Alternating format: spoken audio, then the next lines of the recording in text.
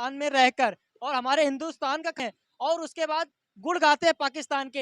ये गजब की हालत हो चुकी है। कुछ व्यक्ति हैं जो भारत माता की जय नहीं बोलना चाहते हैं और पाकिस्तान जिंदाबाद के नारे लगाते हैं।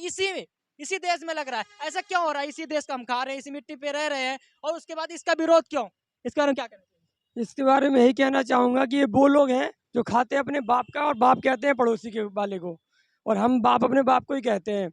और जो लोग कहते हैं कि हम भारत माता के नारे नहीं लगा सकते, तो अगर मुसलमान है और एपीजे अब्दुल कलाम आज़ाद जैसा है तो सर पे बिठा लेंगे। और जो ये कहते हैं कि हर घर से अफजल निकलेगा, तो बेटा तुम्हें घर के अंदर घुस के मारेंगे और बचाने वाला कोई पैदा नहीं होगा। ना तुम्हारे बाप, ना तुम्हारे दादा, ना तुम्हारे परदादा और ना तुम्हारी पुश्तें।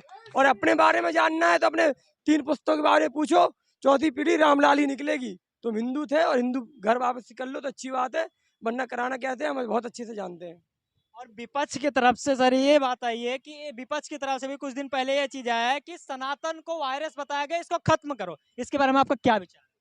बहुत बड़ा एक अर्थशास्त्री थे चाणक्य, उन्होंने कहा था जब समाज आपके बारे में बोलने लगे ना, तो ये समझ जाना कि आपका नाम चलने लगा है।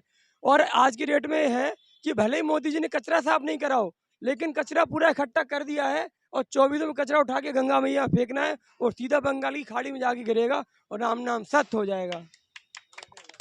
अच्छा, आज तक सनातन के मिटाने की बात कर रहे हैं, उनको पता भी नहीं है सनातन में रहते हैं, इसी देश में रहते हैं और एक हिंदुस्तान है जो हिंदुओं का देश कहा जाता है और उसके बाद सनातन की बात मिटाने की बात कर रहे हैं। बोलते हैं कीड़े मकोड़े हैं, इनको मिटा दिया जाए, वायरस से मिटा दिया जाए। जो ऐसा बोल रहे हैं उनके बारे में आपका क्या विचार है? देखिए, सनातन जो है वो उसको मिटाने की सोच भी नहीं सकते।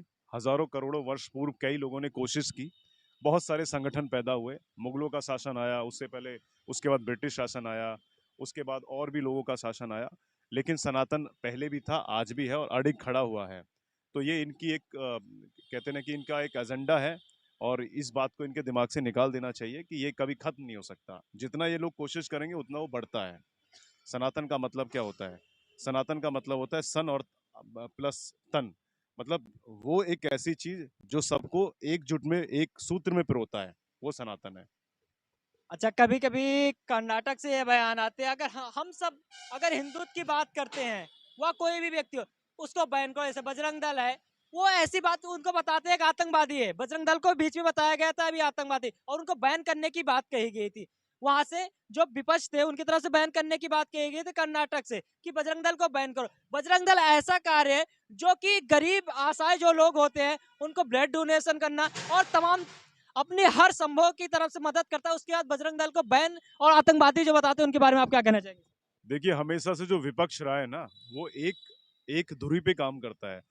सबसे पहले तो उसकी ये है कि जो जितने भी सनातन को मानने वाले लोग हैं उनका बॉयकॉट, उनका बहिष्कार किया जाए।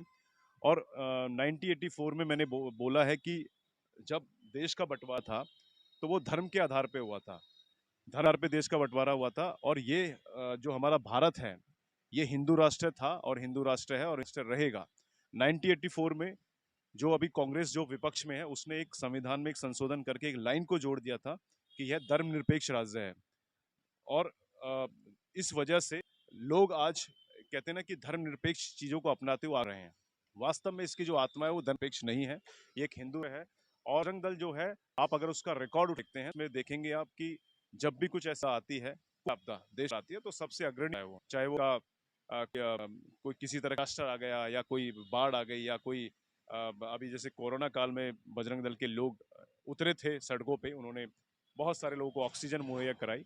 अगर आप साउथ की बात करते हैं तो साउथ में हर वर्ष या हर महीने कुछ ना कुछ ऐसे तूफान आते रहते हैं कि बहुत सारे लोग परेशान रहते हैं और लोगों के घर तबाह हो जाते हैं, तो उनको भी सपोर्ट किया जाता है। तो कहीं ना कहीं ये अ, इनके ब्लड के अंदर, एक रक्त के अंदर वो चीज़ है कि सनातन का विरोध करना है। और दूसरी बात यह है कि जो विरोध करने वाले जो लोग हैं वो कौन हैं? वो लोग वही हैं जो इटली से आए हुए हुए लोग हैं। और हम लोग कहते हैं कि जो बाहर का जो खून होता है ना, वो देशभक्त नहीं हो सकता।